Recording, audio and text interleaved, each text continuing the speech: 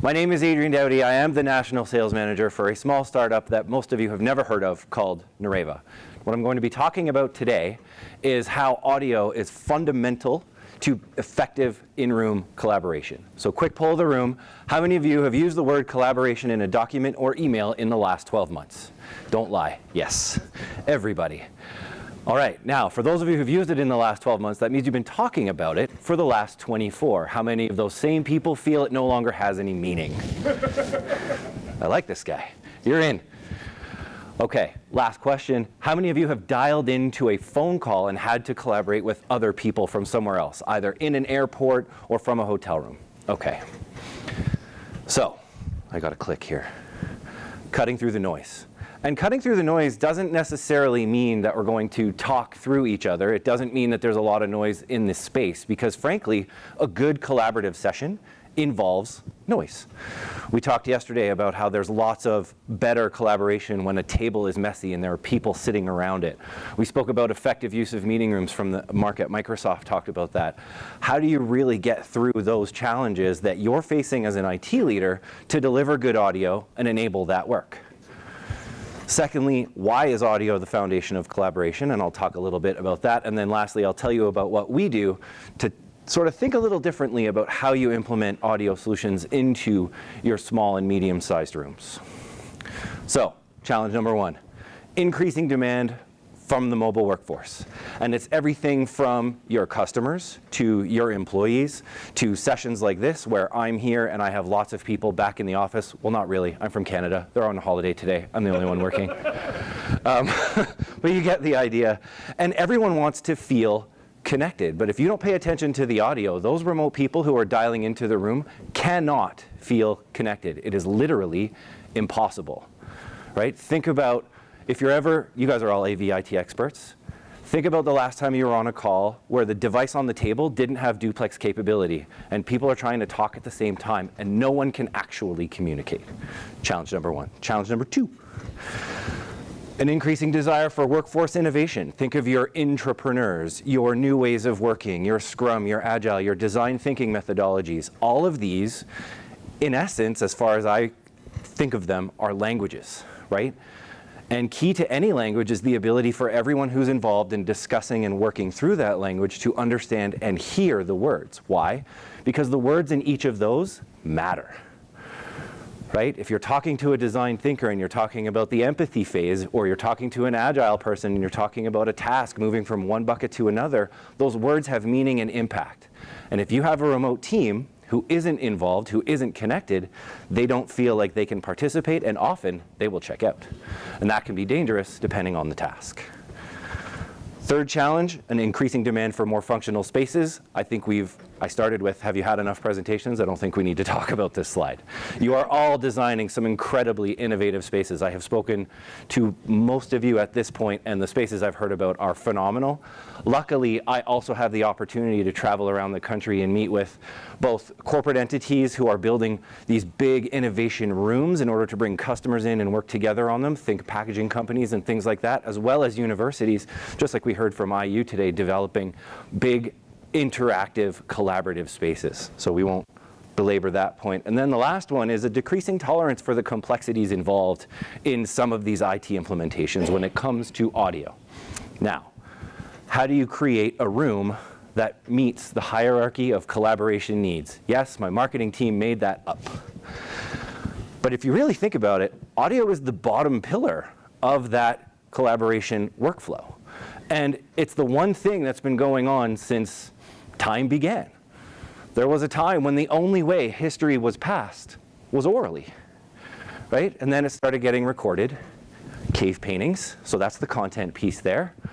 After that comes co-creation, people coming together, coming up with ideas, those frameworks I mentioned previously, developing new thought patterns, new thinking, new actions. And then finally is video, the most recent. So we do, at Nureva, we do a lot of online video. We are a small company, so we can't travel all over for all of us. So what we'll do is we will schedule a live video demo, and the number of people compared to just last year to this year who are turning the camera on their end, we track this, has doubled, right? So think about that. As people become more comfortable with video, more and more, we're able to make a human connection with someone anywhere in the world. I get up at midnight on a Thursday and I'm talking to a friend in Australia via video. There are no barriers, none. But if they can't hear me, that video is irrelevant. So let's play a thought exercise. We'll go a little bit backwards. What is a video conference without video? It's a phone call, right?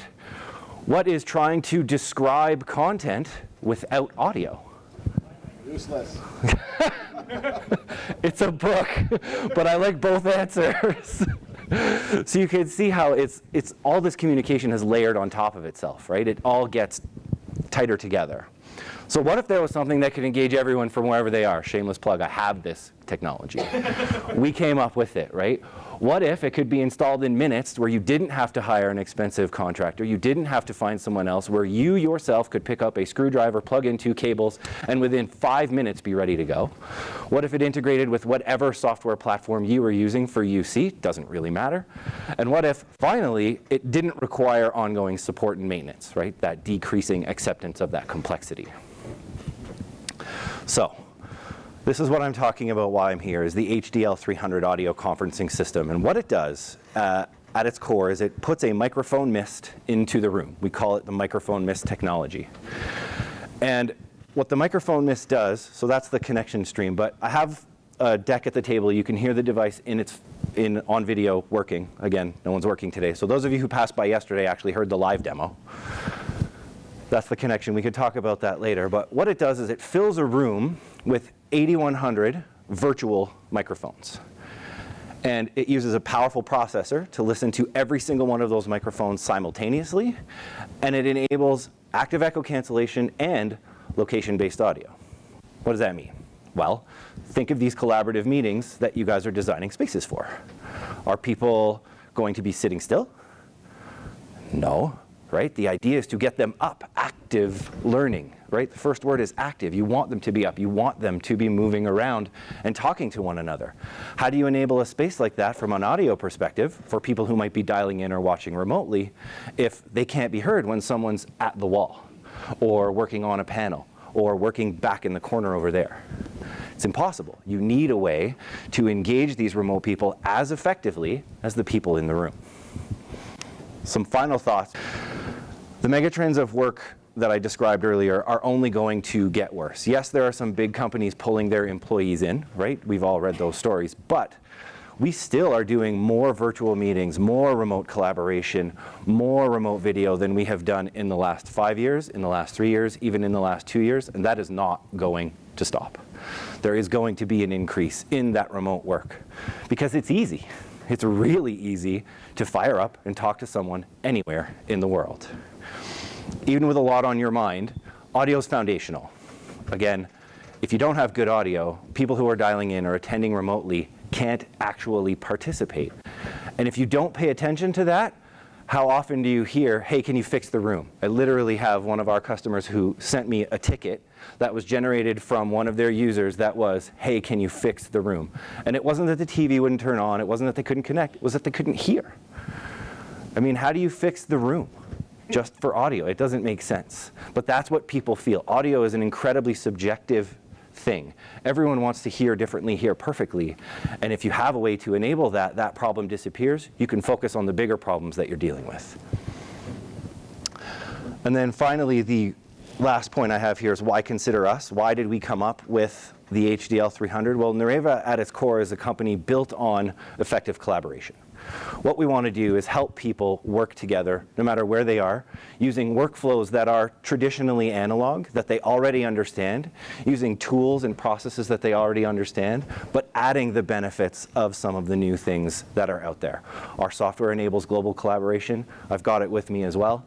And for those of you attending my lunchtime session today, I'm also going to be discussing some of the things we've learned from setting up these new collaborative rooms from both an interactive perspective as well as an audio perspective.